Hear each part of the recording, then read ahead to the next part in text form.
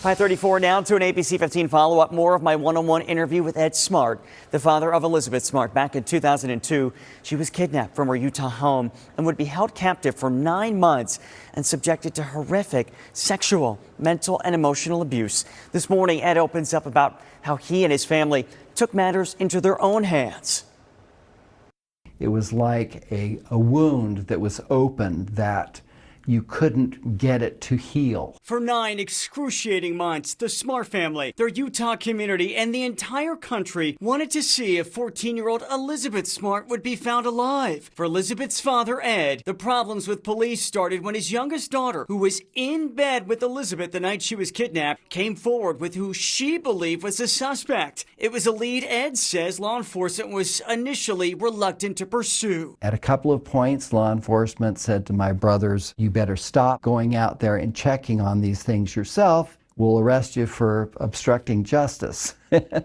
So that did not stop them. And it paid off. The man who the Smart's youngest daughter had identified as the suspect, Brian David Mitchell, would end up being the one who had Elizabeth. Ed remembers March 12, 2003, the day Elizabeth was found. Ed says he had a brief moment to reunite, but after, investigators wanted to get down to business. They wanted to debrief Elizabeth. This was before the family even had the opportunity of reuniting. So I just went into a total rage. And I come in there and just start pounding on the table. Ed tells me he worried the process of having Elizabeth tell her story again and again would only re-victimize his daughter. I had one officer, I remember, coming up to me and say, "Well, Mr. Smart, you know, you've been through a lot, but the worst is yet to come." And I said, "You have no idea what we've been through." But reliving the pain was far from over. Ed says 2 male forensic psychologists interviewed his daughter, forcing her to go over traumatic details. And then yet another forensic interview before the trial. She was crying, and I was so angry that once again she would be victimized. I just came off the wall, and I swore at this U.S. attorney. What did you say? "I am so damn mad, and you guys are just," I can't repeat it. As I went forward, you know, they said to me, "Ed, she is going to have to get up there in that seat and tell what happened.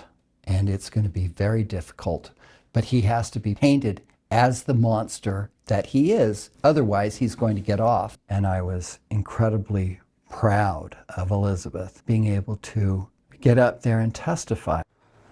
And now she continues to advocate for other survivors. Now, I want to let you know I did reach out to Salt Lake City police to get their take on Ed Smart's claims. I never heard back, but in interviews after Elizabeth was found, one of the lead investigators admitted mistakes were made, saying the department should have been more aggressive with releasing the sketch of Brian David Mitchell.